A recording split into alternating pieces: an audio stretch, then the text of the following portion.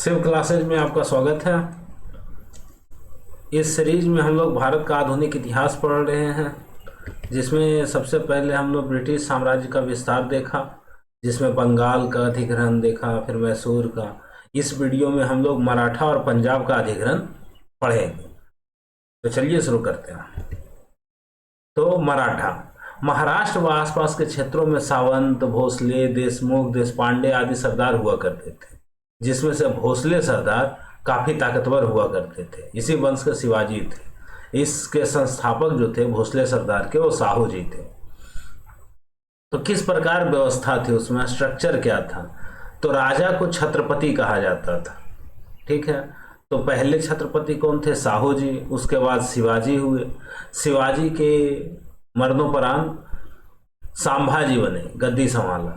और संभाजी की हत्या होने के बाद राजा राम आए गद्दी संभालने के लिए, और उनकी मृत्यु के तत्पश्चात उनकी पत्नी ताराबाई गद्दी संभाली।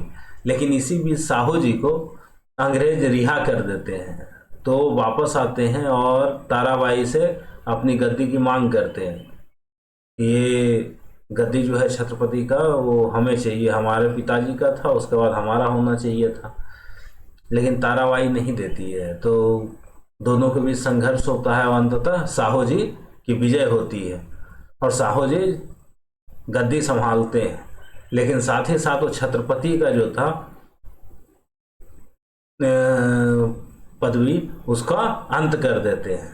तो यहाँ एक चीज ध्यान देने की बात है कि साहू जी ही थे जो पेशवा नामक एक प्रधानमंत्री का जो था पद, उसको भी गठित करते हैं।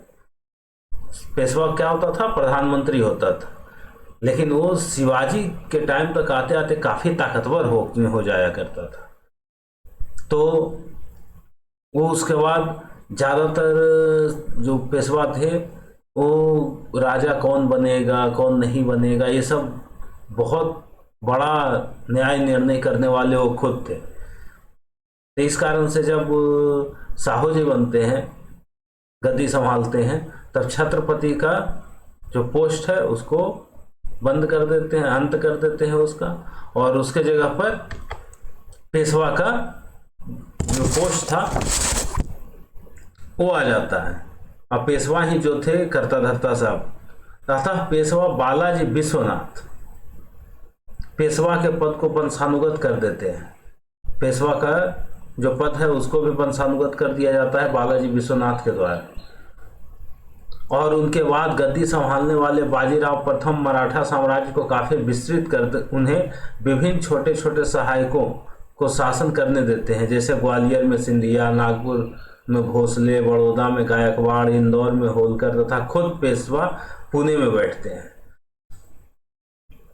बाजीराव के मृत्यु के पश्चात नाना साहेब पेशवा बनते हैं, किंतु इनकी मृत्यु के पश्चात उनके भाई रघुनाथ राव की जगह नाना साहेब के पुत्र माधव राव को पेशवा बना दिया जाता है। अतः रघुनाथ राव माधव राव की हत्या करवा देता है।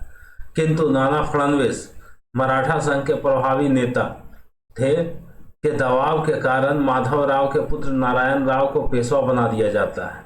परिणाम स्वरूप रघुनाथ राव अंग्रेजों वारेन हेस्टिंग से सूरत की संधि कर लेता है 1775 में, जिसके एवज में अंग्रेजों को कुछ क्षेत्र देने की बात की जाती है। अतः प्रथम आंग्ल मराठा वार होता है 1775 से 1782 के बीच। अब इस प्रथम युद्ध हुआ। इसी तरह से दो जो है क्रमबद्ध आंग्ल मराठा युद्ध, द्वितीय 1803 से 1806 के बीच, और थर्ड आंग्ल मराठा युद्ध 1816 से 1818 के बीच होता है। और जिसमें अंततः जो है थर्ड मराठा आंग्ल युद्ध में मराठों के हार के बाद मराठा संघ को भंग कर दिया जाता है और पेशवा की पदवी को भी समाप्त कर दिया जाता है। अब मराठों के हार के कारण क्या थे? मराठा राज्यों के प्रवृत्ति जो थी वो एक लुटेरे राज्य की प्रवृत्ति थी, अतः इनकी आर्थिक व्यवस्था स्थायी नहीं थी। शासक जो थे दूरदर्शी सोच के मालिक थे। उनकी आर्मी जो थी वो कम गुणवत्तापूर्ण आर्मी थी। साथ ही साथ अंग्रेजों की जबरदस्त कूटनीति व घुसपैठ, जासूसी, ये सारे कारण मिल करके मराठों के हार का कारण बने। तो यहीं तक मराठों का था अधिग्रहण।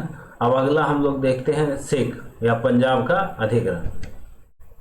तो पंजाब मुख्यतः क्या था? पंजाब एक 12 मिसल या राज्य का मिला जुला एक संघ था जिसके अलग अलग सरदार हुआ करते थे। इन सभी को महाराजा रंजीत सिंह 1799 से 1839 के बीच इनका शासनकाल था, एकजुट करते हैं।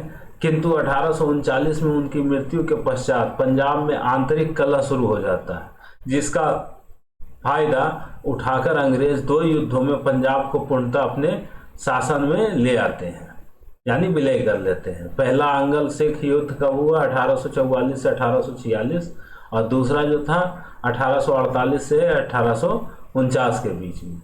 और यही 2 युद्ध में फाइनली जो है पंजाब का भी अधिग्रहण अंग्रेज कर लेते हैं। इसी के साथ ये वीडियो समाप्त हुआ।